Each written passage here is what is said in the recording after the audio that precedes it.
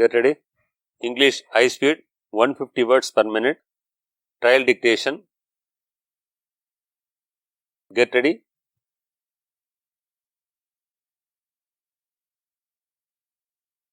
Five seconds. Start. Brothers and sisters, it is a matter of great pleasure that the Ministry of Rural Development has marked this year as the year for sustainable development. I am happy to note that on the eve of the completion of 75 years of our independence, we are taking rapid efforts to build a new and powerful India. On this happy occasion, I would like to remind you that we have to achieve certain important goals in this regard within the next few years. It is well known that nearly 70% of our population lives in the rural areas. In the words of Gandhiji, the heart of India lies in its villages. In the light of the above, I have no doubt that if we are to achieve these goals at the national level, we have to take timely action at the Panchayat level. As a matter of fact, the Panchayats have an important role to play in the achievement of these goals, which are classified under 9 heads. I would like to point out that the main aim is to achieve gender equality, better infrastructure and livelihood within the next few years. The first and foremost thing is to make the country free from poverty. At the same time, we have to provide education to all boys and girls and provide safe drinking water and adequate employment opportunities all over the country. In this connection, I am happy to learn that the ministry has conducted national conferences and set up an expert committee to attain these goals at the grassroots level in the next 8 years. As you are aware, there are nearly 80,000 local bodies covering all parts of the country. I would like to point out that they are responsible for providing good governance.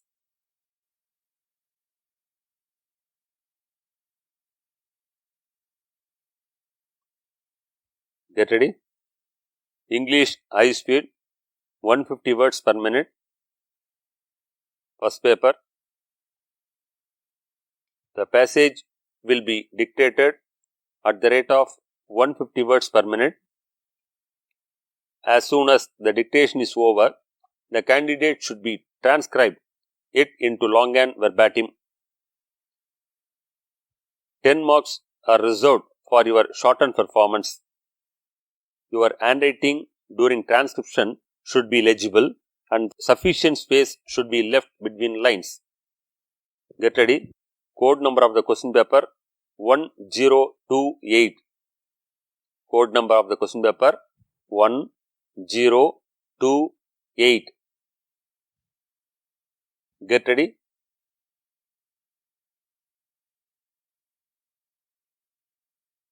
Five seconds. Start. Ladies and gentlemen, I am happy to be present at the 10th Convention of Non-Resident Indians and address you this morning. I am very pleased to meet you all personally since this convention is now held after a gap of 4 years. I would like to wish you a happy and productive new year. I am pleased to welcome the chief guest for this year's convention. It is well known that he has roots in our country. His presence has made this event special. I also welcome your president, who is going to be the chief guest for next year. On this occasion, I would like to state that Indians abroad have become an important force in the global system. It has to be borne in mind that they have become a major community in all parts of the world.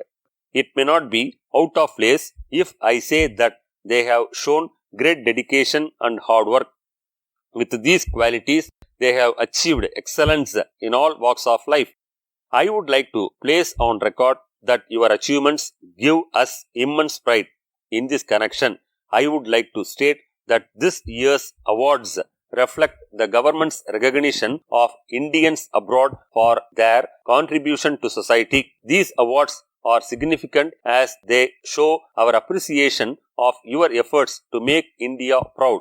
I would like to congratulate this year's winners and hope that this would encourage you to reach great heights in future.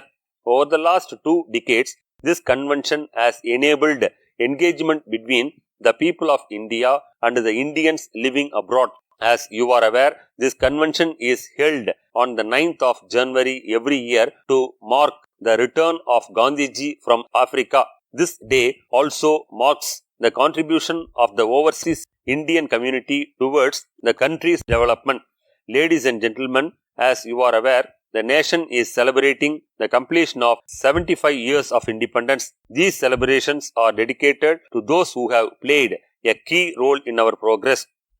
At the same time, it also recognizes those who have helped to set up a self-reliant India. In my opinion, there is no better time to honor the efforts made by the Indians abroad. It has to be borne in mind that this year's theme also reflects our desire to make you a partner in the achievement of national goals. In recent years, the government has undertaken many steps for your benefit. I would like to bring to your kind attention the fact that these would enable you to help in building a strong nation.